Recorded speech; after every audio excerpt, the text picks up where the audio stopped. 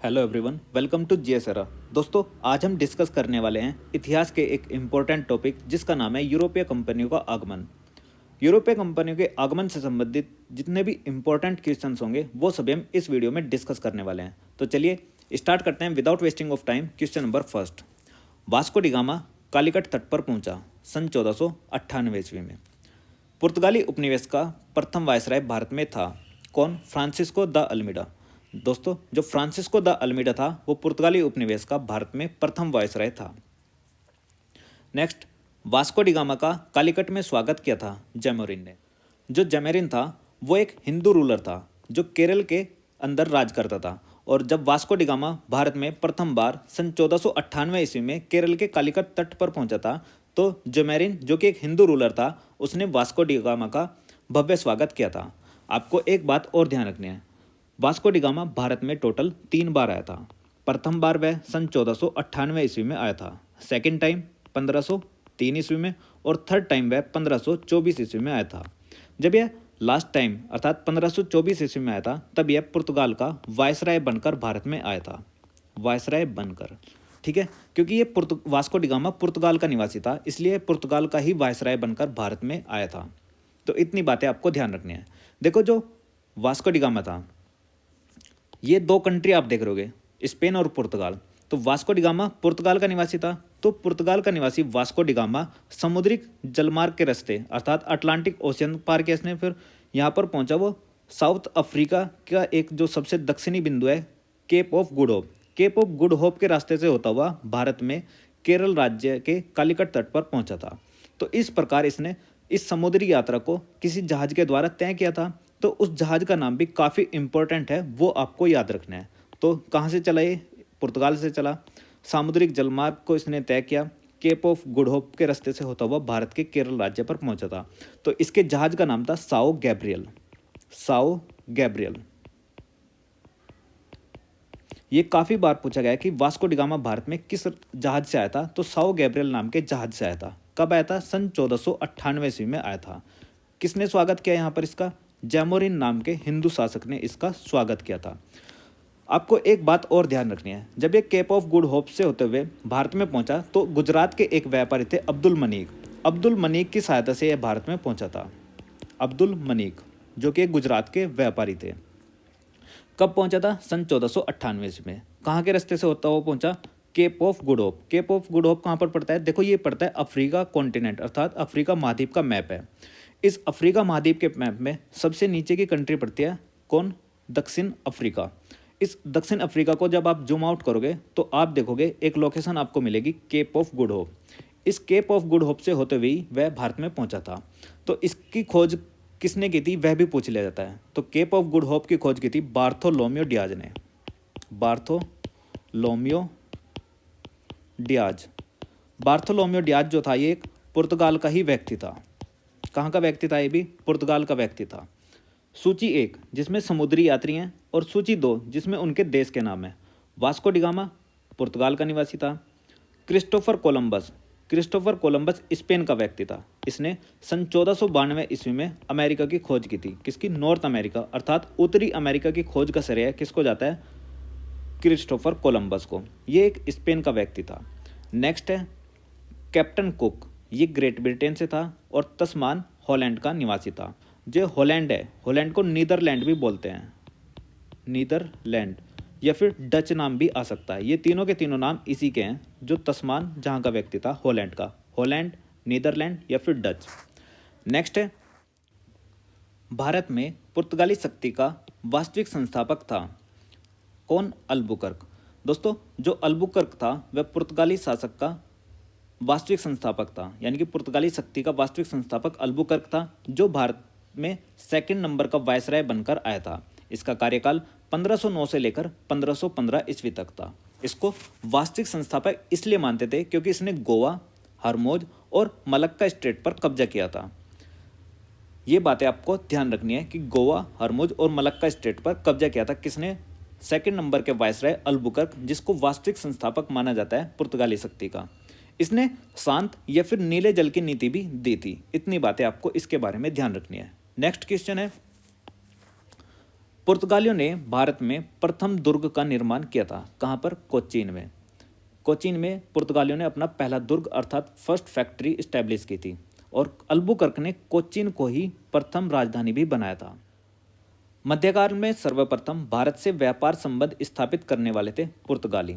देखो, भारत में सबसे पहले पुर्तगाली ही आए थे, इसलिए भारत में सर्वप्रथम पुर्तगाली ही क्या करेंगे? भारत में व्यापार संबंध स्थापित करेंगे। भारत में प्रथमतः सामुद्रिक व्यापार केंद्र स्थापित किया किसने? पुर्तगालियों ने। देखो, सबसे पहले पुर्तगाली आए तो पुर्तगाली ही भारत में क्या करेंगे? व्यापार संबंध और सामुद्रिक व्यापार भी केंद्र भी स्थापित करेंगे। देखो, इनके आने का क्रम आपको ध्यान रखना है कि सबसे पहले भारत में आए थे पुर्तगाली, उसके बाद डच, उसके बाद ब्रिटिश, उसके बाद डैनिश और उसके बाद फ्रांस आए। तो आने का क्रम है ये भारत में यूरोपियन का आने का क्रम। सबसे पहले पुर्तगाली, फिर डच, उसके बाद ब्रिटिश, देन डैनिश, फिर फ्रांस आए। ये क्रम आपको ध्यान रखना है। बंगाल की बादेल, चिंसुरा, हुगली तथा श्रीरामपुर फैक्ट्रियों में से एक जो पुर्तगाली द्वारा स्थापित की गई थी उसका नाम है हुगली। जो हुगली है, पुर्तगालियों ने इसको सामुद्रिक लूट का व्यापारिक केंद्र बना रखा था। यहाँ पर यह सारा का सारा सामान बे ऑफ बंगाल से लूटते थे, जो भी सामुद्रिक जहाज आते थे और वो सारा का सारा सामान स्टोर कर देते हुगली के अंदर। देखो, ये पड़ता है भारत के लोकेशन और यहाँ पर आप देखोगे ये रहा बे ऑफ बंगाल और यहाँ पर पड़ता है ऊपर बंगाल के अंदर हुगली नाम का स्थान पड़ता था। तो ये जितने भी इस सामुद्रिक जहाज यहाँ से गुजरते थे बे ऑफ बंगाल से, तो इन सभी को ये लूटते थे यहाँ पर और इन सब का सामान स्टोर कर देते थे हुगली में। तो हुगली को पुर्तगालियों ने सामुद्रिक लूट का केंद्र बना रखा था या फिर अड्डा बना रखा था। इतनी बातें आपको ध्यान रखनी है। चलिए चलते हैं नेक्स्ट क्वेश्चन पर। पांडिचेरी के संदर्भ में सही कथन है। पांडिचेरी पर कब्जा करने वाली पहली यूरोपीय शक्ति पुर्तगाली थे। हुगली को बंगाल की खाड़ी में समुद्री लूटपाट के लिए अड्डा बनाया था। अभी डिस्कस किया है, किसने बनाया था? पुर्तगालियों ने। कलकत्ता का संस्थापक था, तो कलकत्ता के संस्थापक थे जॉब चार्नोक। ये बहुत इंपॉर्टेंट क्वेश्चन है और इन्होंने सन 1690 ईस्वी में कलकत्ता की स्थापना की थी। जो आज के समय पर वेस्ट बंगाल की राजधानी कलकत्ता है, वह पुराने समय में जब इसको कलकत्ता को इस्टेब्लिश किया गया था, वह 3 गांव जिनका नाम कालीकट, सूतानाती और गोविंदगढ़, 3 गांवों को मिलाकर कलकत्ता नगर को बसाया गया था। इसकी जो स्थापना थी वो किसने की थी? जॉब चार्नोक ने सन 1690 ईस्वी में। आपको इतनी बातें ध्यान रखनी है। भारत में यूरोपीय शक्तियों के प्रवेश के संदर्भ में सही कथन है। देखो, जितने नीचे कथन लिखे हैं वो सब सही हैं। यहाँ पे आंसर लिखे गए हैं। अंग्रेजों ने पहला कारखाना दक्षिण भारत में मछलीपट्टनम में लगाया था। जो मछलीपट्टनम में कारखाना लगाया था वो सन 1611 ईस्वी में लगाया था। फिर है पूर्वी भारत में अंग्रेजी कंपनी ने 1633 ईस्वी में उड़ीसा में अपना पहला कारखाना लगाया था। नेक्स्ट है डुप्ले के नेतृत्व में फ्रांसीसियों ने 1746 ईस्वी में मद्रास पर कब्जा किया था। ये सारे के सारे कथन करेक्ट हैं। भारत के साथ व्यापार के लिए सर्वप्रथम संयुक्त पूंजी कंपनी आरंभ करने वाले लोग थे डच। देखो, जो ये संयुक्त पूंजी कंपनी है ये इस तरीके से देखो जैसे कि शेयर मार्केट वाली कंपनी होती है। जैसे कि हम किसी भी कंपनी के कुछ शेयर खरीदते हैं तो हम उस कंपनी की कुछ ना कुछ हिस्सेदारी प्राप्त कर लेते हैं। तो इस तरीके की सर्वप्रथम स्टार्टिंग की थी डच कंपनी ने। संयुक्त पूंजी कंपनी का आरंभ डच ने किया था। ये सबसे इंपॉर्टेंट है। फिर सही कथन है डचों ने पुर्तगालियों को पराजित किया। ये बात बिल्कुल करेक्ट है, क्योंकि आप देखोगे सबसे पहले भारत में कौन आए थे? पुर्तगाली, फिर डच, फिर ब्रिटिश, देन डैनिश और उसके बाद फ्रांस। तो जो पुर्तगाली थी इनके बाद में कौन आए? डच। तो डचों ने पुर्तगालियों को हराया था, क्योंकि ये पहले से ज़्यादा सक्षम है, मतलब कि जो ज़्यादा सक्षम होगा वो उसको रिप्लेस करता रहेगा। तो पुर्तगालियों ने किसको हराया था? पुर्तगालियों को डच ने हराया था। इस तरीके से ध्यान रखना है आपको। आधुनिक कोच्चि में जो फोर्ट विलियम है उन्होंने उसका निर्माण किया था। ये फोर्ट विलियम कलकत्ता वाला नहीं है, कोच्चि वाला है, ध्यान रखना है। फोर्ट विलियम का निर्माण कहाँ गया था? कोच्चि में। भारत में ईस्ट इंडिया कंपनी की सफलता का राज क्या था? देखो, जो ईस्ट इंडिया कंपनी थी उसको ब्रिटिशर्स अर्थात अंग्रेजों के द्वारा बनाया गया था और अंग्रेजों की एक नीति सबसे इम्पोर्टेंट रही है, फूट डालो राज करो। आपको पता होगा कि भारत के अंतर्गत पहले छोटे छोटे राज्य अर्थात रजवाड़े हुआ करते थे, जिन पर बहुत ही छोटे छोटे राजा अपना नियंत्रण स्थापित करके रखते थे और वो राजा एक दूसरे से काफ़ी ईर्ष्या करते थे।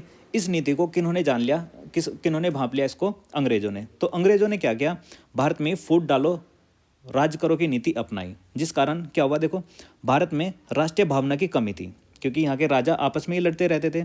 जो कंपनी है, मतलब जो ब्रिटिश ईस्ट इंडिया कंपनी है, उसकी सेना को क्या था, क्या अच्छा प्रशिक्षण मिला हुआ था, अच्छी ट्रेनिंग मिली हुई थी। क्योंकि आपने देखा होगा कि जो वेस्टर्न कंट्रीज थी, यूरोपियन कंट्रीज थी, उन 13वीं व 14वीं शताब्दी में आपने देखा होगा कि यूरोप में पुनर्जागरण का काल कहा जाता है, और वहाँ के हर एक क्षेत्र में काफ़ी डेवलपमेंट हो रहा था। तो इस कारण उनके पास मॉडर्न वेपन भी थे, जो आधुनिक हथियारों के जरिए क्या लड़े, भारत में आकर लड़े थे।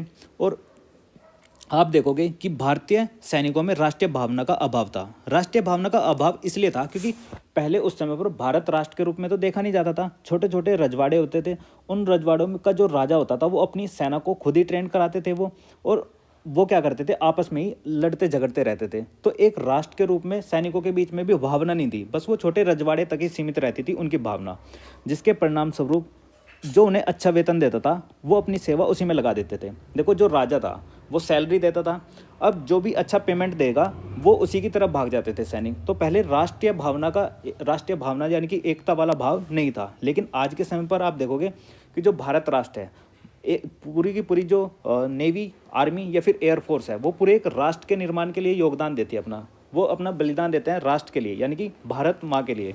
तो इस तरीके से आपको ध्यान रखना है कि आज के समय पर भारत को एक राष्ट्र के रूप में देखा जाता था। लेकिन पहले जो था वो छोटे छोटे रजवाड़े होते थे, आपस में ही फूट डली रहती थी राजाओं के बीच में। तो इस तरीके से उनमें राष्ट्रीय भावना की कमी रहती थी सैनिकों में भी, और जो राजा अच्छा वेतन देता था वो उसी की तरफ चले जाते थे। और ब्रिटिशर्स के पास क्या था, काफ़ी ज़्यादा पैसा था, वो उन्होंने अच्छी ट्रेनिंग देते थे अपने सैनिकों को, और इनको क्या करा, पैसे दे के भ्रमित कर दिया और अपनी साइड में ही मिला लिया। इस प्रकार आप देखोगे कि जो ब्रिटेन द्वारा स्थापित ब्रिटिश ईस्ट इंडिया कंपनी थी, उसकी सफलता का राज यही था भारत में। नेक्स्ट क्वेश्चन है, ब्रिटिश कंपनियों में से भारत में व्यापार करने का पहला अधिकार पत्र प्राप्त हुआ था, तो किसको हुआ था? लिवेंट कंपनी को। नेक्स्ट, लंदन में ब्रिटिश ईस्ट इंडिया कंपनी के गठन के समय भारत का बादशाह कौन था? तो वो था अकबर। देखो, अकबर का टाइम पीरियड था 1556 से लेकर 1605 ईस्वी तक, और इसी बीच में लंदन के अंतर्गत ब्रिटिश ईस्ट इंडिया कंपनी की स्थापना होती है, जो कि 31 दिसंबर सन 1600 ईस्वी में होती है। कुछ लोग इसको बोलेंगे कि 1599 में हुई थी। देखो, इसको जो लीगल स्टेटस प्राप्त हुआ था वो सन 1600 ईस्वी में ही प्राप्त हुआ था।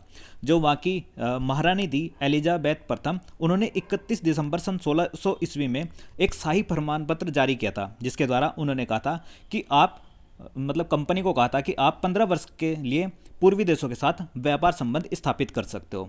नेक्स्ट क्वेश्चन, वह मुगल सम्राट जिसके शासनकाल में इंग्लिश ईस्ट इंडिया कंपनी ने भारत में सर्वप्रथम कारखाना स्थापित किया था, तो वो थे जहांगीर।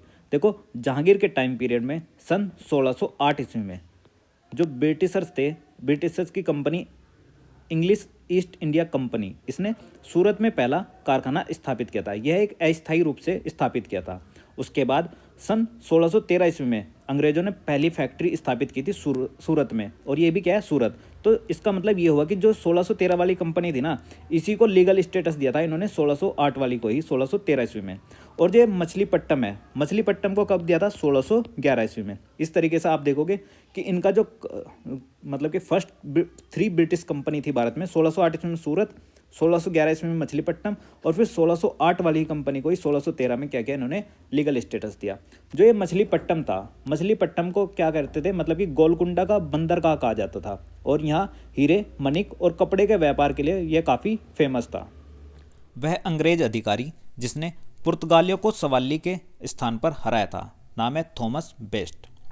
यूरोपीय व्यापारिक कंपनियों में से सूरत में सर्वप्रथम अपना कारखाना स्थापित किया अंग्रेजों ने। कब किया था? 1608 ईस्वी में। ब्रिटिश ईस्ट इंडिया कंपनी ने बम्बई लिया था, किन से लिया था? पुर्तगालियों से। देखो, ब्रिटेन के एक राजा थे जिनका नाम था चार्ल्स सेकंड, और पुर्तगाल की एक रानी थी जिसका नाम था कैथरीन। तो कैथरीन की शादी होती है चार्ल्स सेकंड के साथ में, और उस शादी का नाम पड़ता है रॉयल मैरिज। तो पुर्तगालियों के द्वारा दहेज में ब्रिटेन को क्या दिया जाता है? मुंबई प्रांत दिया जाता है। क्या? मुंबई प्रांत को दहेज में चार्ल्स सेकंड को दिया जाता है कैथरीन की साइड से। तो इस प्रकार आप देखोगे कि जो दहेज की प्रथा है वो केवल भारत में ही नहीं थी, कहाँ थी? यूरोप में भी मानी जाती थी। जब यह मुंबई को दिया तो 1661 ईस्वी में दिया गया था। तो देखो ये मुंबई को जो दिया गया था वो चार्ल्स सेकंड को दिया गया था, यानी कि ब्रिटेन के राजा को दिया गया, अर्थात वहाँ की सरकार को दिया गया था। ये ब्रिटिश ईस्ट इंडिया कंपनी को नहीं दिया गया था उस टाइम पे। इसके बाद सन 1668 ईस्वी में, 7 साल बाद, सन 1668 ईस्वी में जो मुंबई के वो ब्रिटेन के राजा थे, उन्होंने इस मुंबई को किसको दे दिया? ब्रिटिश ईस्ट इंडिया कंपनी को दे दिया था। उसके बाद ब्रिटिश ईस्ट इंडिया कंपनी ने सन 1687 ईस्वी में इसको अपना मुख्य केंद्र स्थापित कर लिया था। तो इतनी बातें आपको ध्यान रखनी है। शादी किसकी हुई थी? ब्रिटेन के राजा चार्ल्स सेकंड की। किसके साथ? पुर्तगाल की रानी कैथरीन के साथ में। इन दोनों की शादी को किस नाम से जाना गया? रॉयल मैरिज के नाम से। मुंबई प्रांत ब्रिटेन के राजा को पुर्तगाली क्वीन की साइड से दिया गया था दहेज में। कब दिया गया? 1661 ईस्वी में। उसके बाद जो मुंबई के राजा थे अर्थात ब्रिटेन की सरकार थी, उन्होंने इस प्रांत को 1668 ईस्वी में किसको दे दिया? ब्रिटिश ईस्ट इंडिया कंपनी को दे दिया। ब्रिटिश ईस्ट इंडिया कंपनी ने सन 1687 ईस्वी में इसको क्या बना दिया? अपना मुख्य केंद्र बना लिया था। तो चलिए डिस्कस करते हैं next question. East India company का गवर्नर जिसे औरंगजेब द्वारा भारत से निष्कासित किया गया था, नाम है sir John child. Sir John child को औरंगजेब ने निष्कासित कर दिया था। प्रथम कर्नाटक युद्ध का तत्कालिक कारण क्या था? जहाज़ों का अधिकरण। आपको पता होगा कि जो कर्नाटक के युद्ध हुए हैं वो अंग्रेज़ों और फ्रांसीसियों के मध्य हुए थे। कर्नाटक का युद्ध लड़ा गया किसके मध्य? अंग्रेज़ों व फ्रांसीसियों के मध्य लड़े गए थे। नेक्स्ट है सूची 1 और सूची 2। आपको ये याद रखना है कि कौन सा युद्ध से संबंधित कौन सी सूची है। प्रथम कर्नाटक युद्ध। देखो जो कर्नाटक के 3 युद्ध हुए थे, कब कब हुए थे? तो पहला कर्नाटक का युद्ध हुआ था सन 1746 से लेकर 1748 तक, और इसको एक्सला चैपेल की संधि से इसका अंत हुआ था। एक्सला चैपेल की संधि से प्रथम कर्नाटक युद्ध जो कि 1746 से 1748 के मध्य हुआ था, इसका खत्म हुआ था। मतलब सेकंड कर्नाटक युद्ध ये अनिर्णायक युद्ध रहा था, इसमें कोई भी निर्णय नहीं निकला था, लेकिन यह युद्ध 1749 से 1754 मात्र 5 साल ही चला था। इसके बाद तृतीय कर्नाटक युद्ध जो कि पेरिस की संधि से अंत हुआ था, ये सबसे इम्पोर्टेंट है क्योंकि यह सबसे ज़्यादा समय तक चलने वाला युद्ध था। इस युद्ध का टाइम पीरियड 1756 से लेकर 1763 था, अर्थात यह 7 ईयर चला था। कभी कभी ये पूछ लिया जाता है कि कर्नाटक के तीनों युद्ध में सबसे लंबा चलने वाला युद्ध कौन सा था? तो कौन सा था? थर्ड कर्नाटक युद्ध था जो कि पेरिस की संधि से अंत हुआ था। फिर प्रथम मैसूर युद्ध जो कि जिसमें क्या होते ब्रिटिशर्स की हार हुई थी। तो इतनी बातें आपको ध्यान रखनी है। नेक्स्ट है प्रथम यूरोपियन व्यक्ति जिसने भू क्षेत्र अर्जित करने के उद्देश्य से भारतीय राजाओं के झगड़े में भाग लेने की नीति आरंभ की थी। तो कौन थे? डुप्ले। भारत में फ्रांसीसियों ने अपना पहला कारखाना स्थापित किया था कहाँ? सूरत में। तो फ्रांसीसियों ने भी अपना पहला कारखाना कहाँ किया था? सूरत में। और जो अंग्रेज थे, अंग्रेजों ने भी अपना पहला कारखाना सूरत में ही लगाया था। फ्रांसीसी ईस्ट इंडिया कंपनी संस्थापित हुई थी कहाँ? लुई 14वें के शासनकाल में। जो लुई 14वें थे उनके शासनकाल में फ्रांसीसी ईस्ट इंडिया कंपनी की स्थापना हुई थी। भारत में फ्रांसीसी कंपनी का संस्थापक माना जाता है किसको? कॉलबर्ट को। कॉलबर्ट क्या थे? देखो ये सबसे इंपॉर्टेंट क्वेश्चन है, काफ़ी बार पूछ लिया जाता है कि भारत में फ्रांसीसी कंपनी का संस्थापक कौन था? तो वो थे कॉलबर्ट। बंगाल में डचों द्वारा स्थापित कारखाना क्या था? चिंसुरा। चिंसुरा किसके द्वारा स्थापित किया गया था? डचों के द्वारा। और जो पुर्तगाली थे, पुर्तगालियों के द्वारा कौन सा कारखाना स्थापित किया गया था बंगाल में? हुगली, जिसको उन्होंने अपना समुद्री लूटपाट का केंद्र बना रखा था। देखो बंगाल की जितनी भी कंपनी स्थापित की गई ना, जिसके भी द्वारा, कुछ पुर्तगाल के द्वारा, कुछ डचों के द्वारा, कुछ ब्रिटिशर्स के द्वारा और कुछ डेनिश के द्वारा, फिर फ्रांसीसियों के द्वारा, तो ये आपको सारी की सारी याद रखनी है। नेक्स्ट है फ्रांसीसी दक्कन में शक्ति आंदोलन स्थापित करने में असफल रहे क्योंकि अंग्रेजों की फौज अधिक शक्तिशाली थी। ठीक है। भारत में यूरोपीय शक्ति का आगमन का क्रम क्या है? सबसे पहले यहाँ पर पुर्तगाली आए, फिर डच, फिर अंग्रेज और फिर फ्रांसीसी। देखो इसके बीच में मैंने बताया था कि देखो P फॉर पुर्तगाली, PD आपको एक क्रम याद रखना है, PD, BD और F। सबसे पहले यहाँ पर आए पुर्तगाली, फिर आए डच, फिर आए ब्रिटिश, फिर आए डेनिश और फिर आए फ्रांसीसी। डेनिस का इतना महत्व नहीं रहा भारत में, लेकिन ये भी आए थे। ठीक है, तो ये क्रम आपको ध्यान रखना है, ये आने का क्रम है। किसका? यूरोपीय शक्तियों का आगमन का क्रम, PDBDF। चलिए चलते हैं नेक्स्ट। देखो, आपको सही सम्मेलन करना है। इनका सम्मेलन हालांकि पहले से ही आंसर लिखा गया है यहाँ पे, तो आपको याद रखना है। पांडिचेरी पर किसका कब्जा था? तो पांडिचेरी पर फ्रेंच का कब्जा था। गोवा पर पुर्तगीज का कब्जा था। ट्रान केबार पर डेनिस अर्थात डेन का कब्जा था। सद्रास पर डच का कब्जा था। नेक्स्ट क्वेश्चन है, यूरोप में सर्वप्रथम पूर्व भारत में व्यापार के रूप में सबसे अंत में आए थे, तो कौन आए थे? फ्रांसीसी लोग सबसे बाद में आए थे। देखो, मैंने आपसे आने का क्रम बताया था, तो ये रहा आने का क्रम इनका। सबसे पहले आए थे पुर्तगीज और सबसे लास्ट में आए थे फ्रांसीसी लोग। तो यही क्वेश्चन में पूछा है कि यूरोपियों में से स्वतंत्रता पूर्व भारत में व्यापार के रूप में सबसे अंत में आए थे फ्रांसीसी, तो सबसे बाद में फ्रांसीसी और सबसे पहले आए थे पुर्तगीज। तो सबसे पहले पुर्तगीज जो आए थे ये भारत में सबसे बाद में भी गए थे, और सबसे बाद में इनको कब भगाया था? गोवा से। गोवा से सन 1961 ईस्वी में इनको भगाया गया था। जो कि सर्वप्रथम आए थे और सबसे बाद में गए वो कौन थे? पुर्तगीज। और आने के क्रम में सबसे बाद में कौन आए थे? फ्रांसीसी। ये थोड़ा कॉम्प्लीमेंट हो सकता है, लेकिन आपको याद रखना पड़ेगा। और ये रहा वीडियो के एंड में एक क्वेश्चन। अगर आपने इस वीडियो को सही तरीके से देखा है तो आप इजीली इस क्वेश्चन को कर पाओगे। तो ये था फाइनली इस वीडियो का and. Thank you for watching this video.